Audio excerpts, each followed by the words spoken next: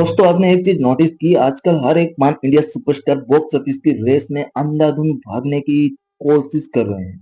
ऐसे कई एक्टर्स हैं जो एक ही साल में दो दो फिल्म फेंक रहे हैं। कोई कोई तो एक साथ तीनों नए प्रोजेक्ट अनाउंस कर देता है, तो किसी के पास आने वाला 5 साल पूरा शेड्यूल पहले से तैयार है। लेकिन इन सब के बीच एक ऐसा एक्टर भी है जिसने ट्रेंड को बिल्कुल ऑपोजिट जाने की डिसीजन लिया। केजीएफ चैप्टर 2 जैसी महान ब्लॉकबस्टर देने के बाद जब यश का करियर का ग्राफ सबसे पीक पर था, तभी वो अचानक लगभग 4 साल के लिए स्क्रीन से गायब हो गए। इस पे लगाती पर आप पूरा सिनेरियो बदल गया। पान इंडिया मार्केट खुलने के बाद अब कंपटीशन सिर्फ किसी एक रीजनल इंडस्ट्री के समीप नहीं रहा। आप कोई तमिल फिल्म सिर्फ तमिल ऑडियंस के ध्यान में रखकर नहीं बनती, और ना ही कोई बॉलीवुड फिल्म सिर्फ हिंदी बेल्ट के लिए बनती है। अब हर एक बड़ी फिल्म इस तरह डिजाइन की जाती है कि ताकि वो देश के हर कोने के हर टाइप के व्यूअर्स को अट्रैक्ट कर सके। और इसी बड़े मार्केट का कैप्चर करने के लिए लगभग हर सुपरस्टार साल में एक दो फिल्म लाने की लगातार कोशिश कर रहे हैं। हर स्टार चाहते हैं कि वो स्क्रीन पर बार बार दिखते रहे ताकि ऑडियंस उन्हें भूल ना जाए। इसका सबसे बड़ा एग्जाम्पल है प्रभास। उनकी लाइनअप देखो, एक फिल्म का काम खत्म नहीं होते ही अगली का अनाउंसमेंट पहले ही रेडी रहता। बाहुबली 2 के बाद उन्होंने नॉन स्टॉप काम किया, जिसमें से कुछ फिल्में पूरी तरह फ्लॉप हुई, हिट रही, पर उन्होंने ब्रेक नहीं लिया। एक्जैक्टली यही चीज हमने जूनियर एनटीआर और रामचरण के साथ भी देखने को मिली, जिन्होंने ट्रिपल आर के तुरंत बाद बड़े प्रोजेक्ट हाथ में ले लिए।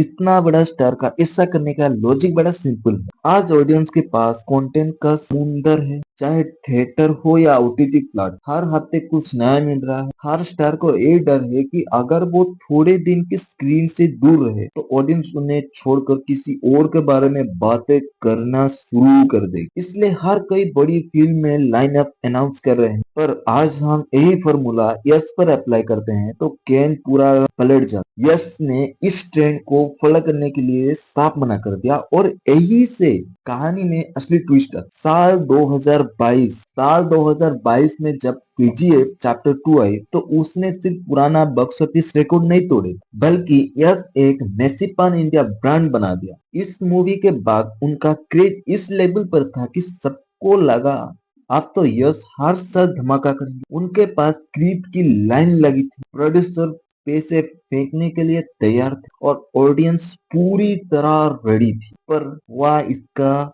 उल्टा महीनों तक शांत रहे। फिर एक साल गुजर गया और देखते देखते साल बीत गए, पर कोई ऑफिशियली खबर नहीं आई।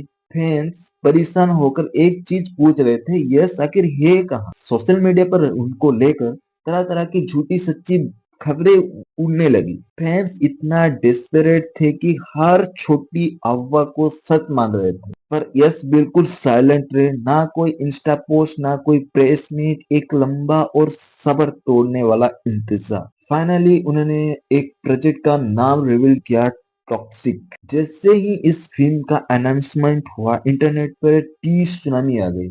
हर एक छोटी डिटेल्स को लेकर ट्रेंड बनने लगे। जो लोग फिल्म इंडस्ट्री को करीब देखते हैं, उनके लिए ये सिचुएशन थोड़ी हैरान करने वाली थी। वो सोच रहे थे कि जो एक्टर इतने सालों तक साइलेंट था, सच में किसी प्रॉब्लम की वजह से डिले हो रही थी, या फिर ये सब उनका एक बहुत बड़ा प्लान का हिस्सा था। मेरा ऐसा मानना है दोस्तों कि इस 4 साल के ब्रेक में यह सिर्फ एक नॉर्मल स्क्रिप्ट नहीं ढूंढ रहे थे, वो एक्चुअली अपने आने वाला करियर के इमेज और लेगेसी सेट कर रहे थे। वो जानते थे कि अगर वो केजीएफ के तुरंत बाद उसी मास एक्शन जोन की कोई एवरेज फिल्म ले लेते, तो फैंस शायद पहली फिल्म देख और उनका स्टारडम जल्दी फीका पड़ जाए। इसलिए उन्होंने जानबूझकर एक लंबा गैप लिया और टॉक्सिक जैसा एक अलग कंसेप्ट चुना, जिसका असर आप साफ दिख रहा है। आज टॉक्सिक को लेकर कई छोटी सी क्लिप भी आती है तो इंटरनेट पर आग लग जाती है। जनरली किसी सुपरस्टार के ट्रेलर आने पर हाइप बनता है, पर यश के साथ स्किन अलग है। उनका अनाउंसमेंट वीडियो ही अलग लेवल क्रेज क्रिएट कर देता। टॉक्सिक के जो टीजर आया था, उसने प्रभास जैसे हाल हो गए। प्रभास को हर फिल्म में बाहुबली को लेवल पर चॉइस किया जाता है, जिससे उनकी कई फिल्म इम्पैक्ट नहीं बना पाई। यश इस ट्रेप को अच्छे से समझते थे, इसलिए उन्होंने हर फिल्म को एक बड़ा फेस्टिवल बनाने के लिए टाइम लगाना सही समझा। और क्या इसका मतलब यही है कि बाकी सुपरस्टार जो कर रहे हैं वो गलत है? बिल्कुल नहीं। प्रभास या बाकी स्टार की अपने एक अलग प्रैक्टिकल स्ट्रेटजी है। प्रभास अलग अलग डायरेक्टर के साथ बैक टू बैक काम करते हैं, ताकि अगर एक फिल्म फ्लॉप भी हो जाए तो लाइनअप में दूसरी ब्लॉकबस्टर मूवी होना चाहिए। उनका ग्राफ ऊपर नीचे होता रहता। बाहुबली पर टप पर था, साहो और आदिपुरुष में नीचे आया, पर फिर सालार और कल्कि से उन्होंने कमाल का कमबैक किया। हाल ही में आई थी राजा साहब, भले ही बॉक्स ऑफिस पे बुरी तरह पीट गई हो, पर उनके पास आगे के लिए इतना बड़ा प्रोजेक्ट है, उनको मार्केट डाउन नहीं होने देगा। तो देखा जाए तो दोनों सुपरस्टार अपनी अपनी जगह सही है, बाकी स्टार का मार्केट फ्लो अलग है, उन्हें स्क्रीन पर दिखते रहना जरूरी है। यस के ये स्लो गेम के साथ जो सबसे बड़ा रिस्क आता है वो एक्सट्रीम एक्सपेक्टेशन का प्रेशर। आप जितना लंबा ऑडियंस को तरसाओगे, उनका चश्मा उतना ही भारी होता जाएगा। 4 साल के इंतजार के बाद लोग सिर्फ एक नॉर्मल सच्ची फिल्म देखने नहीं जाएंगे, उन्हें कुछ ऐसा चाहिए जो उनके होश उड़ा दे।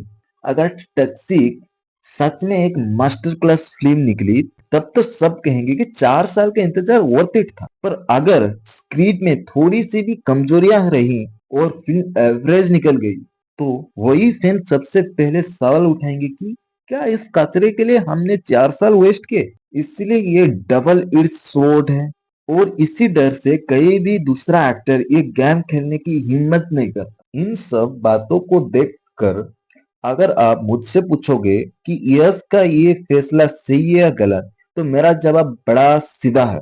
ये कोई रेस नहीं है जहां कोई आगे या पीछे निकल रहे हैं।